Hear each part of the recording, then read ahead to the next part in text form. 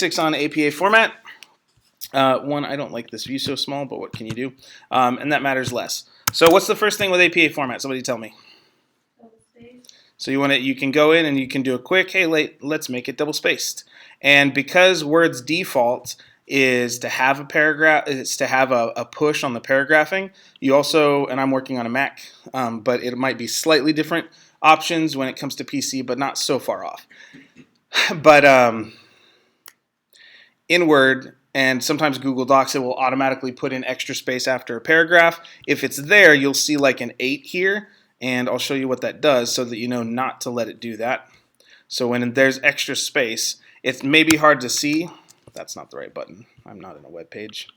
It may be harder to see, but can you guys see the extra gap here? Yeah, so that is one of those, like, don't do it in APA. It's not supposed to be done that way. Why people care? There are reasons for all these things. As we've said, we may not know all of them in the moment, but we do know that they're there, and that lots and lots of scholars put together what MLA format is over the years. And we basically, since we're often the newbies in these kind of conversations, we adhere to the social norms unless we have a really good reason not to. So with that, I would also make sure that all my paragraphs are actually indented. If you are indenting by going space, space, space, space, space, space, that's not really wise. Don't do it. And that'll come up again in a minute. So there's that. What else needs to happen with APA format? What's a quick thing? So you can choose multiple different fonts with APA. MLA is traditionally Times New Roman 12-point font, done. APA gives you a little more flexibility. It says make it readable. So you can use Arial or you can use Times New Roman, and it's usually 10 to 12-point font for APA. So yes, if I had a particular thing, personally I do like Times New Roman 12-point font just because I like the serif look. I still consider it fairly readable. The spaces between words are accented a little, are a little more obvious to me. So I like that. However, so for academic essays, it usually doesn't matter one way or the other, but depending on your context, if you're writing something for web publication or technical writing, that usually is a sans serif font, which means it doesn't have the little swirlies, versus a serif font for things like books or essays or things more along those lines have the swirls, the serif, the little hooks and things. Okay, but formatting wise, so I don't get distracted, you do want to insert a page number. So you can double click into the header, insert a page number, and then tell it to put it on the right side. And that should be all we have to do. No, that's MLA. Don't put your last name unless you're doing MLA. So MLA headers say it's the same all the way through. It's your last name and a space and page number. For APA, depending on whether you're a student or you're a professional, a student has things they need. They don't necessarily they no longer have to worry about the running head on a first page. So keep that in mind. You don't have to do that anymore. If you see it, it's the 6th edition. I'll take it either way, and it's still a good practice to know how to do what's called a running head, which is part of it is knowing how to make a different first page. So if I click different first page here, I have to go and I have to redo the page number again, and then what sometimes you'll do to get a running head is you have to, and it's changing the font on me. One thing to be aware of. I'm trying to remember how to do this. That's not it. It's been a while since I've done one of these, but I believe it'd be something along those lines, and then your title would be there. The cool book chapter name. And usually this is like a 50-word reduction of your title, or no more than 50 character reduction of your title. That is how 6th edition roughly used to do it. You don't have to do that anymore, but one thing since I'm here, if you are focused on formatting, make sure your header is formatted, including the page number actually, so Control A for all, and make sure that it is formatted in the same font as the rest of your paper, right? So I'm going to get rid of this because I don't need it, and I'm going to go back into my Insert tab, see if it'll, actually the header footer tab. I'm going to turn off different first page, and it'll put it back. But now that it's put it back, I have to rechange the font again real quick because I didn't do it for the other one. So those are things to be aware of. Now the next thing for APA, if you've already drafted some text like this, all you have to do is hit, in Word, hit Control Enter, or if you're on a Mac, Command Enter. That inserts a page break to the next page. And I'm going to add another space here because I'm going to come back and put a bolded title. But on my title page here, I need to center it, and I can create some space with this just because I want my name and everything to be centered in the page. It's still double spaced, so that's good. But I'm just going to put the basic thing. So whatever my title is, and then actually it didn't double space. So I'm going to Control A everything and make sure it's double spaced again. And I'll check on that. Okay, so now after that, what comes next? Is it the writer's name, your name? So student's name. And then what? The class, I believe. Okay. And are you sure it's not MLA? We're positive? I'm just making sure. Because the class is often more common in MLA. And then what is it? The date or the institution? What comes next? The professor's name. Professor's name goes under yours? Yeah, I'm seeing title bolded higher up, and then the institution name. Well, student's name. we can always do what, so actually let's model what happens when we're confused or when we're not sure, when we think we remember or we're seeing an example. We can go APA, Al Purdue, sample paper. And then we can pull up the APA 7 student sample paper. Clearly I've been to this link before, right? And as I told you guys, it's not so much about memorizing all these because they change from time to time. The 7th edition came out, I think, less than 2 years ago. So yeah, okay, so we can do that. We've got name, department, class, teacher, and date. So we can look at that now and go back. I'm using Control Tab to go back. So we've got the title, and if we want to put it up, I'm fine with that. And then we said name. What was it? Name? College first. College. And I'm using the funny characters you use for like XML and stuff. Is it college, class, professor, date? Is that what it was? Cool. If anybody doesn't know, symbols like this or symbols like this are coder symbols for generic things. So you would replace the whole unit, including the brackets. So instead of it being student's name, it would be, if I'm the student, Greg Fields, right? You wouldn't keep those. So I'm just using that as a placeholder. Then let's see. Once I have all that, the title is bolded, right? That's the thing to remember. Whatever my title is, I just hit the wrong button. So whatever my title is, I bold it. And then that same title, I can copy and paste into the first page. It should be at the top of the first page, right on top of the text, still centered. So whatever that title was should carry through. I indent my first content, and then I keep going. And as you can see, I've got examples of in-text citations here. And this is from a published book chapter of mine. So you're welcome. Free content. But whether it's any good or not, it's meaningful, and that's all that matters. But as we've noted before, APA style citations have last name and year of publication. And since in this first situation I was summarizing some major scholarship quickly, I did not quote word for word, and it was kind of the main overview of the scholarship. I just put there, I didn't have to put a page number. And if you note, there's a semicolon when I'm citing from two different people for the same concept. We also can go down here where I do use a direct quote as part of this, and in this case, we have commas to separate the page numbers and the year of publication. Now this is different than an MLA citation because MLA wouldn't have all of this. So an MLA would look like that.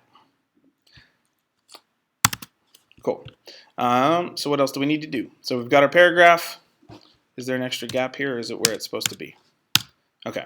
It's always good to, I believe, remove orphan and widow. And all of a sudden I'm spacing on where that is, but I'm pretty sure it's in the line spacing options. And on a Mac at least, it's line page breaks.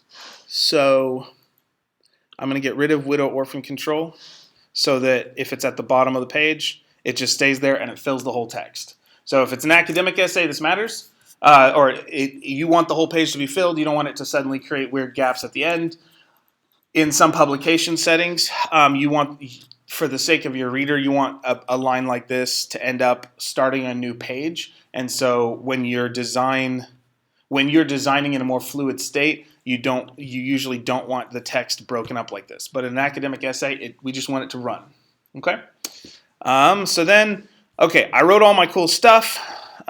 This is not traditional header, but I wrote all my cool stuff. With APA, there's a specific way, if you're going to use headings and subheadings, that you use things like bolds, caps, italics, underlines. There's a specific way you do it in MLA and in APA. They're different to set up different sections of a document. So just be aware that it's different, and it is something you should look up if you have a document long enough to use headings and subheadings. They are great ways to structure something you're writing. Don't do a heading or subheading for every paragraph, but they're great ways to structure your writing if you've got larger chunks.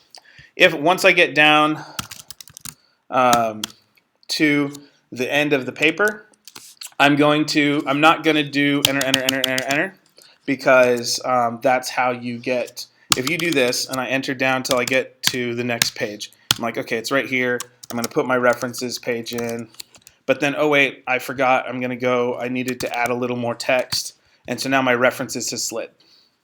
This is the same reason you use up here. You don't go enter to get to here, because if something changes or you realize you forgot to double space or something like that, this first page is going to move. But when we do the control enter, command enter, we insert a page break, and that allows us to always have this next thing that's supposed to start on a new page.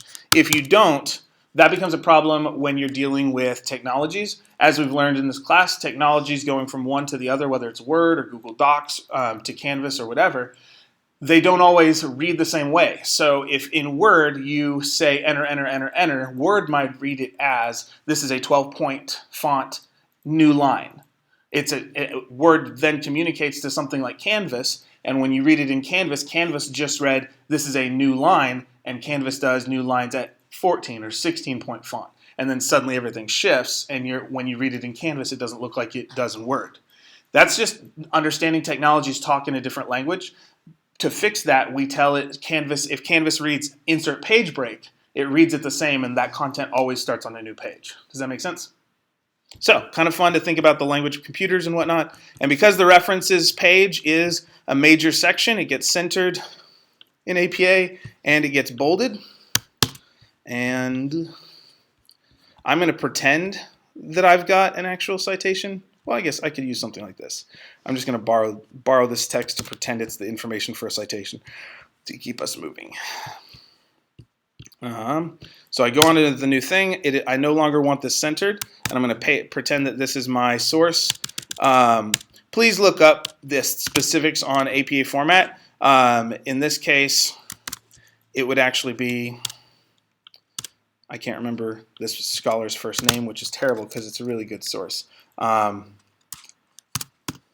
But yeah, if this were some sort of book chapter or an article in a journal, and then we'd have this coming next as like the actual journal title, that'd be italicized, and there'd be some other information that would not be italicized. So you want to go and check the citation styles. Don't auto-generate them or use some system on the computer. Either get them from the library databases that provide all the necessary information and then check it against the APA or MLA websites. But don't just kind of throw something in here without checking and looking it up.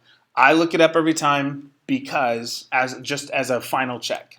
It's better than assuming a computer is going to take the information that you see and turn it out like it's supposed to. And it's better than assuming you can get it into the computer, input it in a way that the computer recognizes. So yeah, but more importantly about the formatting is your references page is still double spaced with no extra spaces before or after. So I'm going to pretend I have multiple citations. I'm just going to use the same one. Whoops.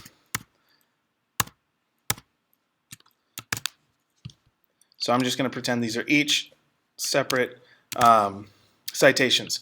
I can highlight this, and the quick way is to go Command or Control T, depending on your system. That will automatically create what's called a hanging indent, which pushes this second line over and any lines after it. So if I have more text in that, if that's a long citation with a URL or something, having done the Control T method, now it's automatically pushing this over. You can also do this using the guidelines up here, connected to your paragraph lines and stuff. Is everybody clear on how that worked? Control T or Command T, depending on what system you're using. The hard way, or actually I'll show you the roundabout way, because sometimes I don't know that one works in Google Docs. So I'll show you just in case. Alternatively, you can right click and go paragraph. Under paragraph, indents and spacing, we can go special, hanging. It should automatically populate a 1/2 inch. And the dialogue may look slightly different on a PC, but the basic principles are there. And then you just do that for all of these. One thing to remember is if this is, instead of brown, it's red, and instead of this, it's green. In both MLA and APA, you sort or organize you alphabetize your references. So brown would go top. I can just cut and paste. Just don't paste over things. And then green would come up. And now I have those in alphabetical order. What else do we need to remember about this? Does anybody have any thoughts? If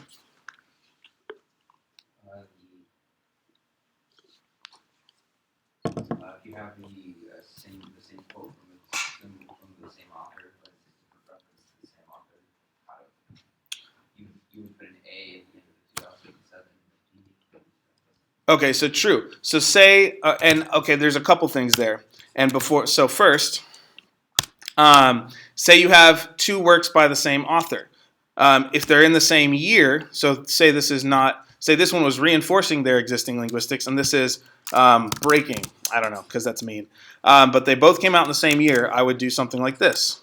And I would have to carry that up through above in the essay itself. So I'd label them A and B. I believe you would also, if I'm remembering correctly, do a triple dash. I have to go look that up. But if you are doing the same author, you can, I'm trying to remember exactly how the indenting works on that. I'd have to go look up one of my book chapters where I actually spent time doing this. But again, that's why you look it up each time, because there are so many ins and outs. Sometimes with the references sheet, you can do the basics, which is better than nothing, and you should always do that for the scientific aspect of writing. But to adhere to sociocultural norms, you want to make sure that you've remembered the culture if it's been a while since you've done all of these things. So I would go back and double check that. But if you have the same author multiple times, you can do this. You also say it's 2 works like this. Then when you are up in the in-text citations, the Brown 2008, people would know to come down and code to this in their minds. It's a system between in-text citations and references work as a system together. So they're trying to do the short form up high so that you get all the information down in the references page, and there should be a clear connection. If you've got a source that's weird and doesn't have a traditional author, and you have to kind of foreshorten the title so that it isn't this massive long 5-word long title, you can do a shortened form of the title using like the first couple words of, so say this was it, the first couple words in the title. Say you did something like this. And instead of it being, if there were no author, you could say reinforce their existing linguistic resources. You could just put that in as the citation, and since there's no author, you could also just put reinforce as a shortened form. So you can look up the specifics on that, but you can do that, and because it's linked, just make sure that none of your other sources start with that word. It's kind of like alphabetizing. You go until the next unit that is different. That should be fine as a principle. So there's that. Also, don't do this. I've seen this on a lot of people's papers lately in the last year or two. I don't know if there's some weird template out there that says number your sources, but don't, is the bottom line. You don't do that with MLA or APA. Whoever is doing that, It's kind of a blend between Chicago and IEEE-ish. More IEEE, which is the engineer's citation style. You don't number your sources, you alphabetize them, and you use hanging indents. No bullets on references. Okay, is there anything about formatting we need to know? Anything basic? I think that's most of it. The only other thing, let's actually, you know what? Let's do what I said to do. Let's go back over to our document and do a once over. So, do we have all that information? If there's a department, put that there, which I don't think we did. We might have. We can go back and look. But there's that bolded title. You'll note the header is just, like we said, the page number. Everything's double spaced. We see in-text citations like they're supposed to. Note that this student example has all these cool helps. So if you get stuck, just work down the list. It's okay. Here's an instance of two different headings. We've got the literature review, which is the bigger category, and then we've got effective teaching, a contextual construct, which is a smaller category, and so instead of being centered, it's left justified and it's still bolded. So we can see that there's a distinction between those levels, and then we see a third level where it's left justified, bolded, and italicized. So now that's a subheading within a subheading within a heading. Does that make sense? So it's this if you imagine it as a document tree or this large outline, you can, if you have a document that's bigger, that's a really great way to help people know what the structure of your paper is supposed to be. I'll cover this just because I saw it. Remember that it's not always recommended on papers that are shorter than 1,500 words. You probably aren't going to need to use big block paragraphing like this. But if you do, my rule of thumb, this isn't APA format, but my rule of thumb is whatever you cite, if you cite one sentence, have it 2 to 4 more as commentary, analysis, and evaluation. If you cite a paragraph, or if you cite 5 lines of text, have 2 to 4 times more explanation of that, because otherwise you're not getting all the bang for your buck in quoting that other person. If you don't need that whole chunk of text, tighten it up. But there is a specific way to format anything, quotations that are longer than 40 words. They should be using block formatting, and so that is, you can see there aren't quotation marks, it's just indented, and the page number citations at the end, and the beginning of the sentence introduces the source in this way. Does that make sense? Is that good for everybody? Thumbs up. Okay. Let's check. So we didn't talk about figures, but that's a special thing. If you include figures, remember that APA and MLA both want captions or notes, and they do them slightly differently. So definitely take time to look that up, especially since in my classes I have you guys use a lot of images. Make sure you look that specific thing up. Tables and figures all have notes. Sometimes they have, and with both, I think, APA and MLA, they should have a special section at the bottom. Maybe not. Maybe they just, if you've got the note there.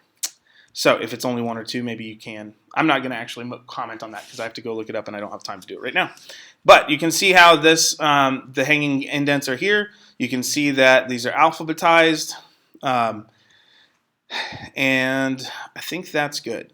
Is there anything else we're seeing that we need to take into account aside from go look up images depending on your citation style? Yeah, Ryan? We don't need to include an abstract, correct? Abstracts are not required. Abstracts are nice if you have a longer paper. Did this one use it? This one didn't have one. So abstracts aren't required. They're nice with longer papers because it gives people a chance to read a quick summary of the whole of your paper, including final conclusions and major findings in research. So, and if you did include an abstract, it wouldn't be part of the word count. So, with that, I think I'm gonna stop on APA format unless people have questions. What's your question? It's not really for APA. I was just wondering if you could show some image stuff really quick, like wrap text and all that. Yes, let's do that.